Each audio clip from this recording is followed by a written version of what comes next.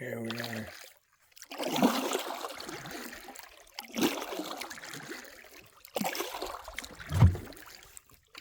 I had to borrow this paddle because for the first time ever, when I went to put my paddle together, I realized that I had grabbed two pieces of two different paddles that did not fit together, and that sucked. I was worried then I wasn't going to be able to paddle up here. I'm actually going downstream now. I know this it's not that impressive of a feat to paddle up this river. I mean, in the daytime it has more visible current, but I mean, obviously this is not a fast moving river by any stretch of the imagination. Anyway, so I borrowed a paddle that was by some kayaks that were laying out there. I mean, the place looks deserted. Who knows? Looks can be deceiving. Maybe somebody uses those kayaks every day. I really don't think so. I figured I could probably make it 5 days in September with one of their paddles going missing unnoticed. Anyway, I told my stepbrother TJ, was telling him about this. I told him that when we got out of the truck, I realized I had brought two parts of two different paddles. And TJ is a chess player of a prankster. That's all I said. And he immediately intuited what I had done and said, oh man, the campground, the landing, posted on Facebook that somebody stole one of their paddles.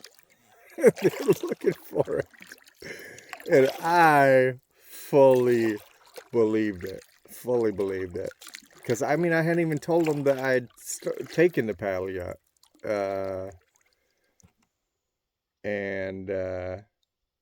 Yeah, he had me fooled. And I had told him, because, you know, Tom, as soon as Tom knew that I was borrowing that paddle, I don't think Tom was too thrilled about it. He gave me the Tom look, but he didn't say anything. So that's the reason I was telling TJ, because I was going to tell him about the Tom look and how I felt bad about it. But I'm sure TJ, with his thinking 3 steps ahead of the game, already knew all that, and immediately said that they had posted a stolen paddle on Facebook. I'm like, you gotta be shitting me. But I fully believed it. I believed it until he told me that he made it up.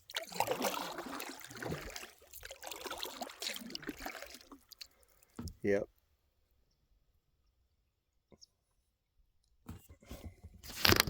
That's a beaver lodge. Seen a lot of beavers out here.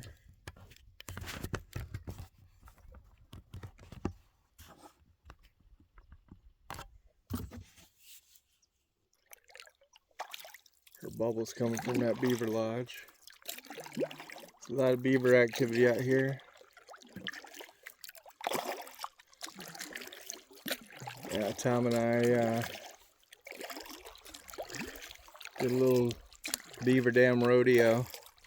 That's not a beaver dam, that's a beaver lodge there. That's what they live in, but they like to make dams too. I don't really know all the ins and outs of beaver engineering, but they like to make dams across the river to try to create a pond, I guess.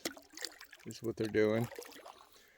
And it makes it kind of shitty for boats.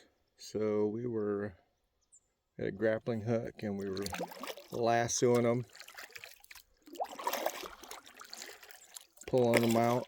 It's time consuming, but it's kind of fun. Poor beavers.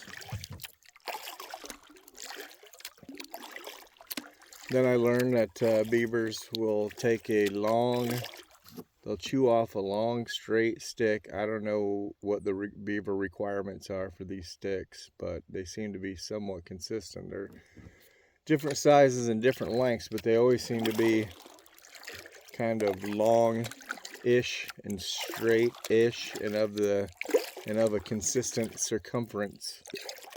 And Tom says that they're birch and that they just chew off the bark. It's like some kind of snack for them or something. I have no idea how much of that is accurate, but they just float. When you see a yellow stick in the river, it's almost always, oh man, right here stinks. It smells like a moose or a bear or something. It's definitely some kind of a mammalian funk. Anyway, so the first time I really saw one of these sticks and was told what it was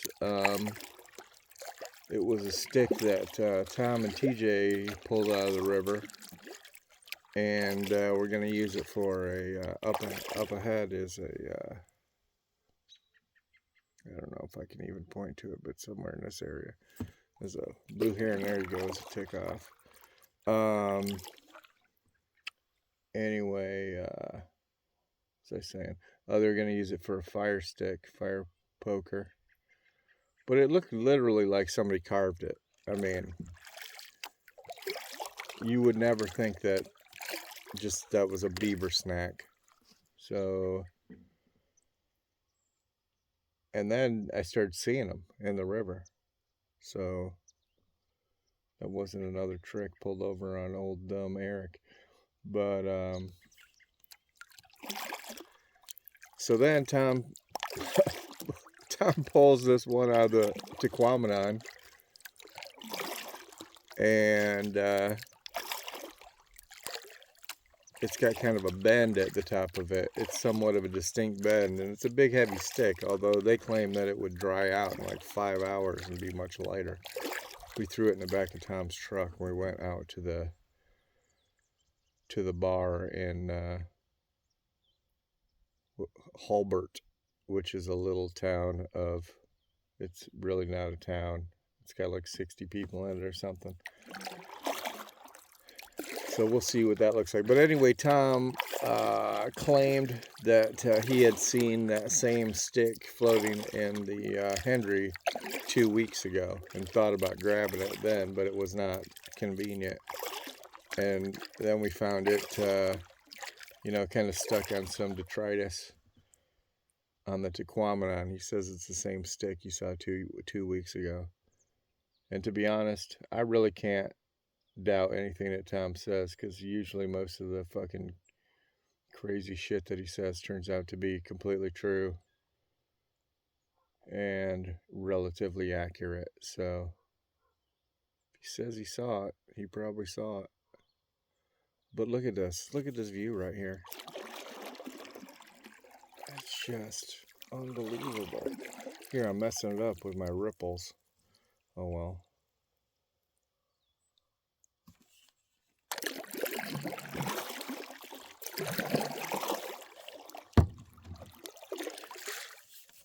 I do have to say, as far as the colors are concerned, I am cheating by wearing polarized lenses. Polarized kind of amber lenses, and they definitely do make colors pop more. In fact, last night, Tom also agreed that it was gorgeous out, but I probably was going on a little much about it. And then I remembered I was wearing my sunglasses, and I took them off and realized, oh, it looks a little more normal with the glasses off. Probably thought I was on acid or something.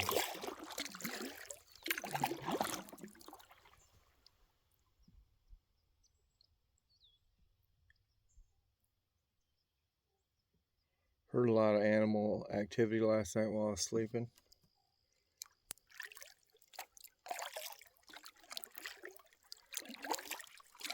It's the first time I really got somewhat freaked out. I'm not going to say I got freaked out, but I was like, curious. I was sure curious as to what kind of animals were out there. I kept shining my headlamp outside of my... Oh, there's another big bird. I don't know if it's an eagle. Kept shining my headlamp out.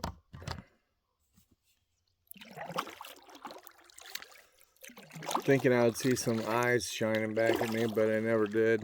Never saw anything. Most of it was little animals for sure. But I don't know. Some of it sounded like something with hooves. Deer or moose, maybe. And then I did hear a weird call like I never heard before. I don't even know how to, I can't even duplicate it. It was creepy. Vaguely howl-like, sort of like a wolf or a coyote or something. It sounded real weird.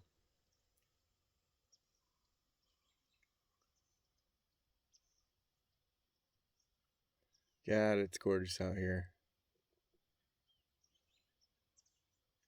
Unbelievable. I don't know if anybody is ever going to watch this video. Probably not. I usually make videos like this and then never do anything at all with them. But if anybody watches this, hope you appreciate it. Just the view. There's zero chance that this video will really pay full, you know, really capture what it's like up here.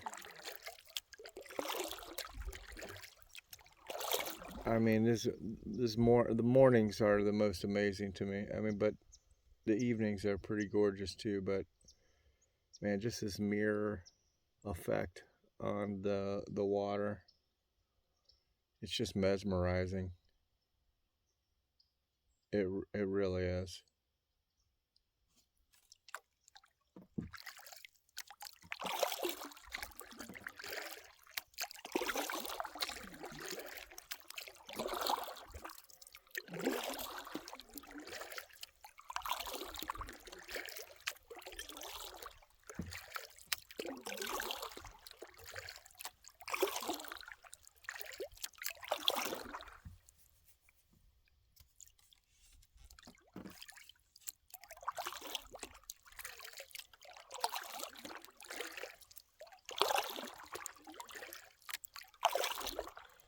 There you go, a couple little ducks.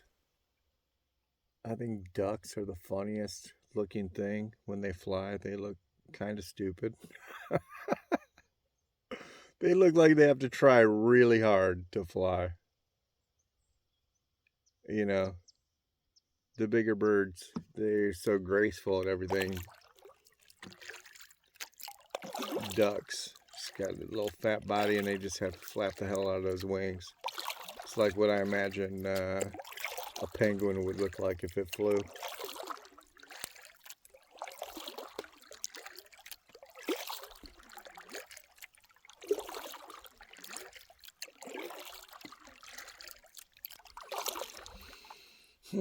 Here's some more funk. I wonder if it could be these beavers. It doesn't really smell like... I don't think it's the beavers.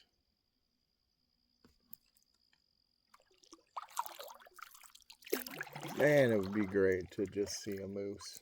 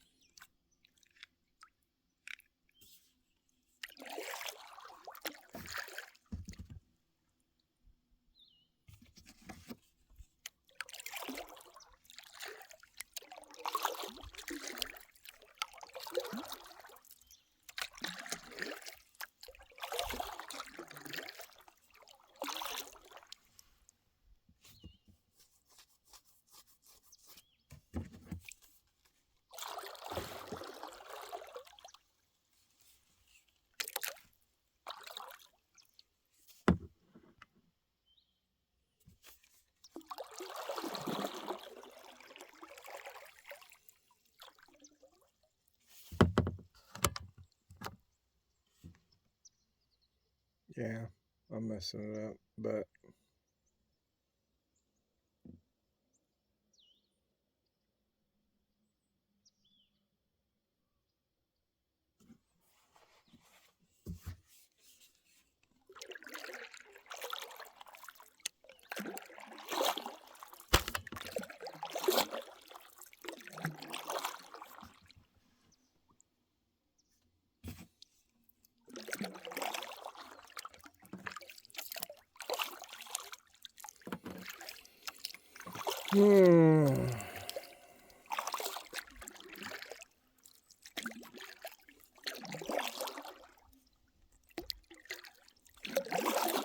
yeah.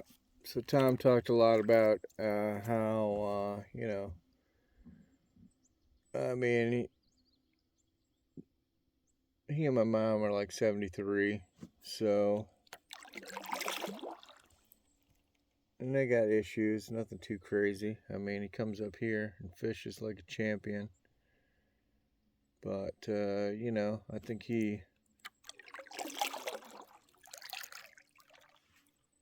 they definitely think about their mortality, and he's like, you and TJ are the only ones that come up here. So, blah, blah, blah. I don't really know what his points were, other than you definitely want somebody to use this property up here, and you really can't just not come up here. It requires some maintenance, because nature wants to destroy everything, and nature wants to kill us all. That's just how nature is. It's cool. But, so that's why TJ and I decided, well, shit, if this is our property, man, we want the damn view. We ought to have a damn view. That'll get people coming up here. We want to have that view. We're all boxed in by trees. So we paid a visit to the neighbor's cabin. There is actually a neighbor. We've never been up here at the same time as them. I have not, but I've heard a lot of stories about Tom's neighbor from hell. Anyway, it's a little hike from our cabin to their cabin, but that cabin is like an old mule barn from the logging days.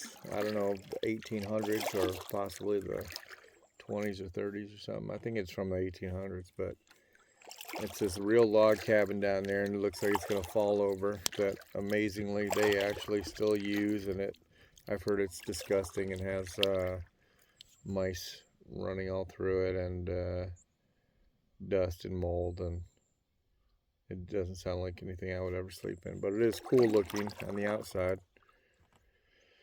Anyway, it's on kind of a point, and they have like a big open yard. There's no trees, it's just, grass, brush, and it is gorgeous. I mean, it's so nice. They got a table out there. You can just sit out and look at the panoramic view of the river, and it is, you could just sit out there forever and just stare at this, just like I could sit in this river right now and just stare at it.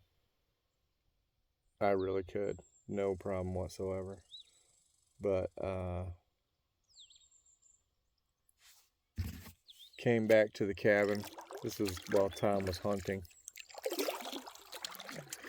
Just started chopping and sawing and making a view with some encouragement from TJ, the shit stirrer.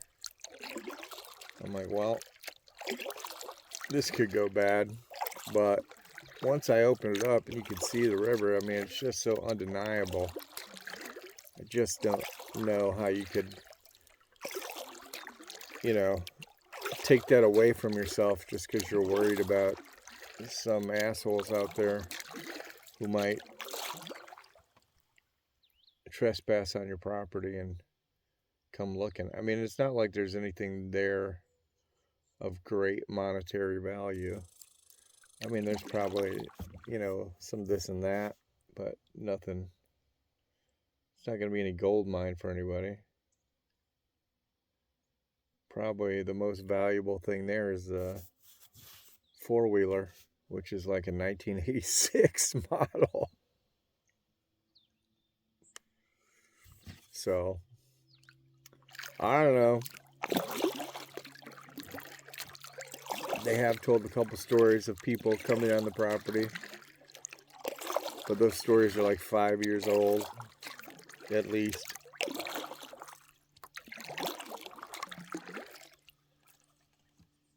And, you know, people do have a tendency to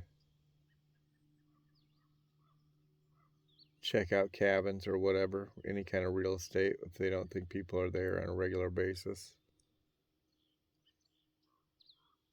Window peekers.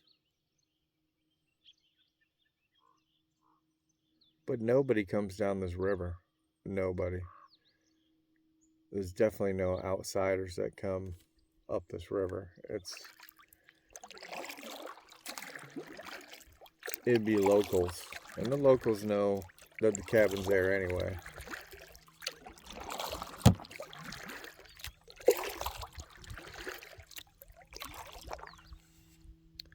We never saw a single boat come up this river or heard. We would have seen it and heard it. In the last 5 days, nobody.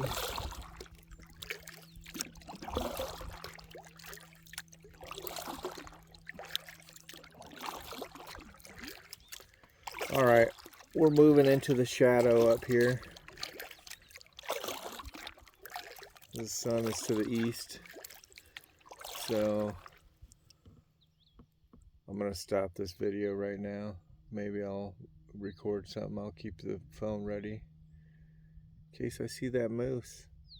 Always looking for the damn moose. Everybody's seen a moose but me. See ya.